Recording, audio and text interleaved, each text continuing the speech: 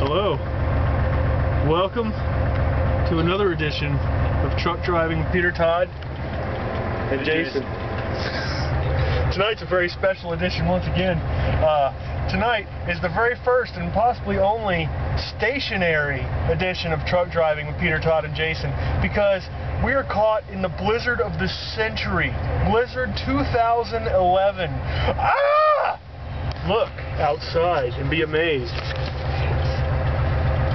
Ridiculous wind, lots of snow. The video doesn't do it much justice, but driving in it does. Wyoming has never done anything to me quite like this. I don't even know what to say about it. And I'm trying really hard not to give you anyhows, so I'm not going to do that. What do you have to say about it, Jason? Anyhow. That's what I thought.